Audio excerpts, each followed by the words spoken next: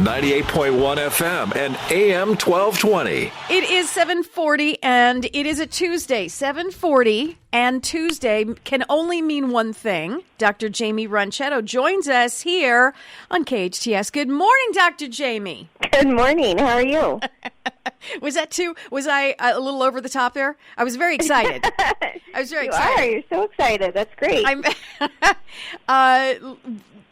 I miss you coming into the studio, but, we're so close. We're so close. I can feel it. Yeah. I was talking about Justin Bieber. We had played a 2 for Tuesday of Justin Bieber, and he has, fingers crossed, set his new dates for his world tour in June. And I think, maybe that's maybe jumping the gun a little bit. But I have high hopes. I have high hopes. That things will start getting back. In the meantime... Wouldn't that be so nice? Oh, that would be so nice. It would be so nice. But you, listen, at Cinema Vet, Dr. Jaimie Ronchetto, owner of Cinema Vet, right on Cinema Drive here in town, your vet services have PPE and all kinds of protocol.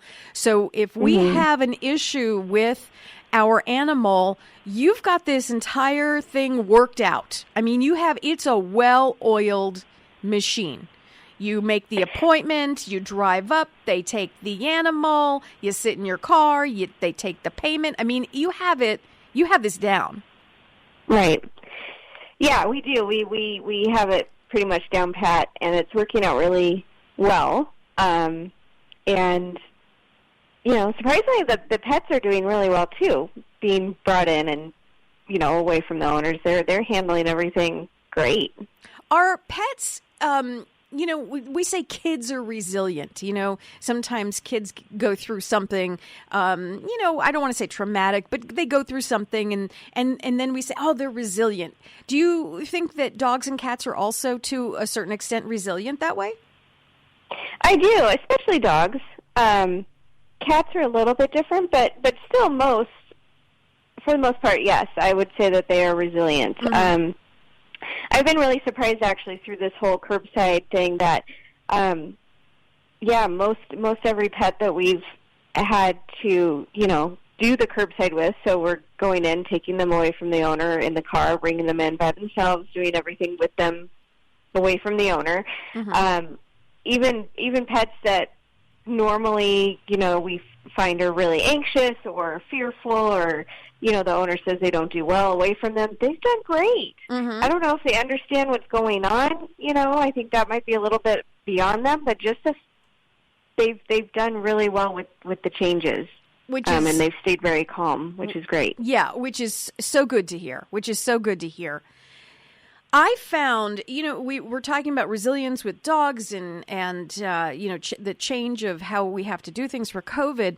But I was reading that some dogs, to me, I think we take our dogs for granted.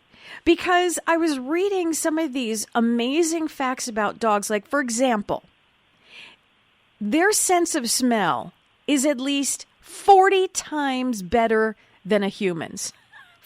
Think about that's super dog stuff. Like, super dog stuff. I mean, the only time my sense of smell went up was when I was pregnant, and then I could smell. I swear to you, Dr. Jaimie, I could smell everything. Like I could smell what perfume you were wearing right now. So, but other than that, like 40 times. Now, is there a reason that dogs have such incredible sense of smell?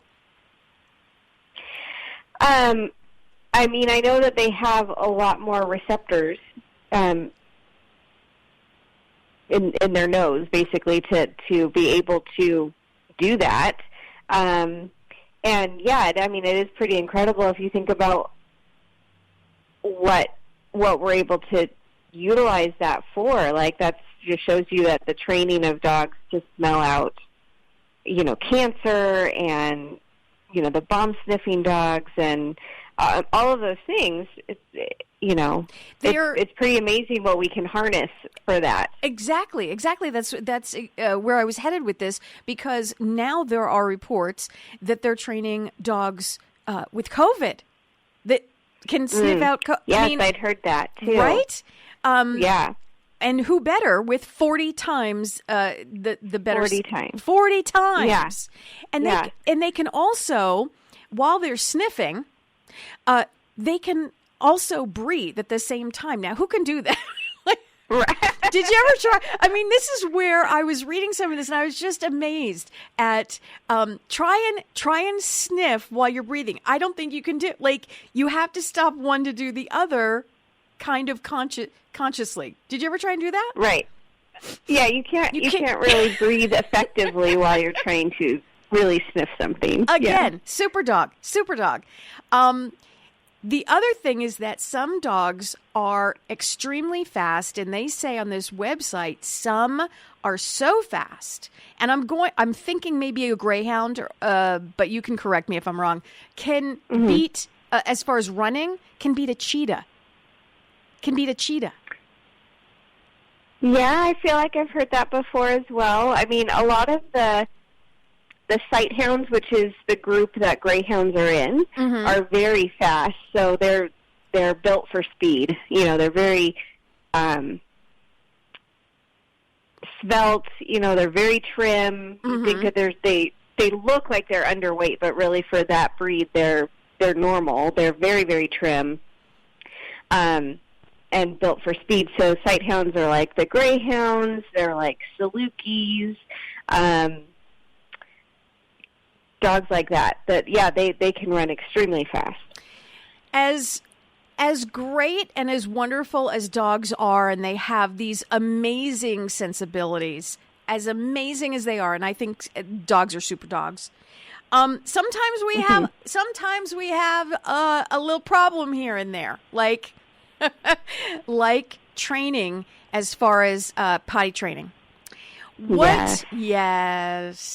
So what do you suggest, as wonderful as these dogs are, if a dog is just not catching on? We've done crate, we've done we've done the papers, the those the pads, the little potty pads that you get, and we've just thought of absolutely everything. We're taking them out, certain times, everything we are taught, but it's just not catching on.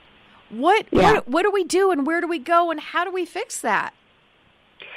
Yeah, it can be frustrating because many times I find that it's a little bit breed related, meaning that some breeds are just really stubborn.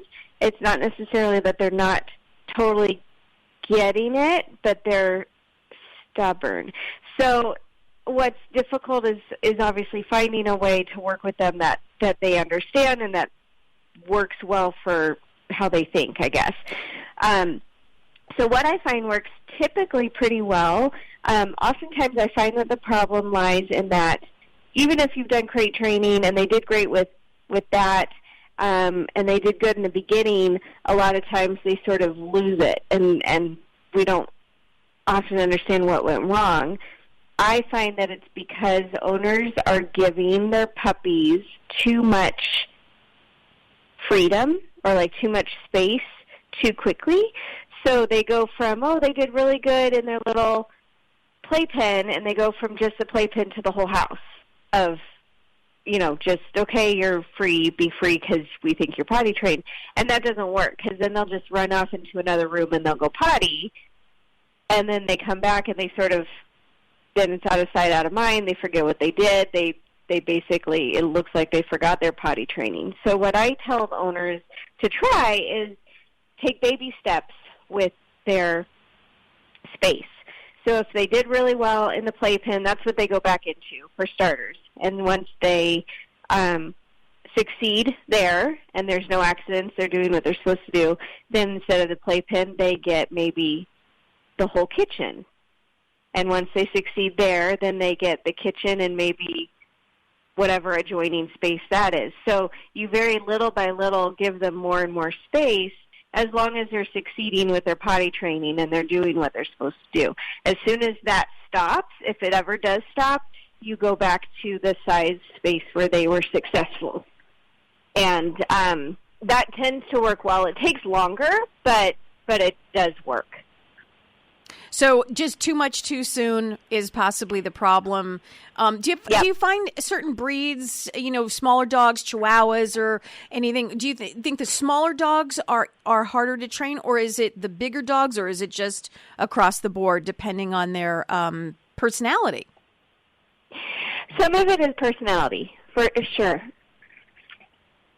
But I do find that sometimes some of the smaller dogs do take longer. They tend to be a little bit stubborn. A little bit of attitude. Is that what we're talking about?